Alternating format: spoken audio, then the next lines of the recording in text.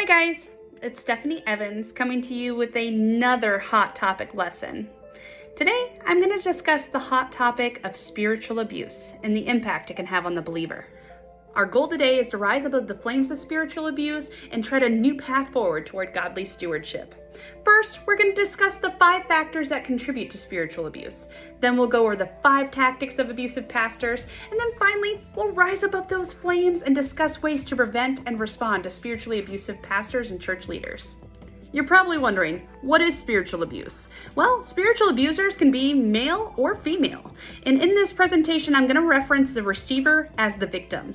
According to Bully Pulpit by Michael J. Kruger, spiritual abuse happens when a spiritual leader uses their positional authority to manipulate, domineer, bully, or intimidate those under them in an effort to maintain control and power, even when they're convinced that they're pursuing biblical and kingdom-related objectives. There are 5 factors that contribute to spiritual abuse in the church. First, there's usually a celebrity pastor present because the congregation fosters a celebrity atmosphere. There's photos, cameras, live theatrical style worship, and this pastor is chosen because of the charismatic, dynamic, and persuasive leadership style. This pastor tends to have narcissistic tendencies, and he tends to refuse to take accountability for his actions.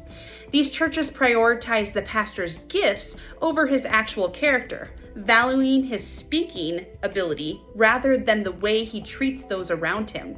There may even be misunderstandings within the congregation about the nature of spiritual authority, and this pastor typically gets defensive when criticized. So how do you know when you have a spiritually abusive pastor present in your church? Well, they tend to employ these 5 tactics. When someone comes forward with a complaint about them, they insist that a proper process wasn't followed. They then flip the script and claim that they are the victims themselves. They attack the character of the victim, making them seem untrustworthy or their words to be false, and then they brag about their own character and accomplishments and try to make themselves appear better. Finally, they play the sympathy card, especially on how it relates to them and the effects that it would have on their family. Spiritual abuse is going to have negative impacts on the victim believer. There are going to be long-term psychological effects like depression, anxiety, even PTSD, and even more. These psychological issues can even cause physical issues that will happen within their bodies, like heart issues, sleep disturbances, and a likelihood to engage in other risky behaviors like unprotected sex or drug addiction. It can also cause social ostracization. When these victims are forced out of the church, they end up losing both friends and family. And this in turn leads to doubts about God, the church, and even their own personal identity. And sometimes they end up closing their door to a relationship with God. So you're probably wondering, how do I prevent a spiritually abusive pastor from being present on the staff? And how do I respond if I have one present? Well, first, in the hiring process, you want to make sure that your values are clear and articulated. Kruger suggests in Bully Pulpit that we express openly that we value teamwork over hierarchy, character over competency, and accountability over secrecy. Hire based off of character, not off of skills or gifting. Some of the best pastors, well, they're not the most charismatic. Churches should institute boards that provide real accountability for pastors. How?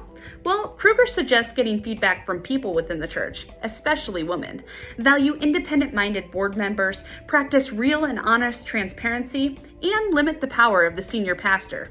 The church should protect the victims, have a clear, well-organized plan for when someone brings forward a complaint.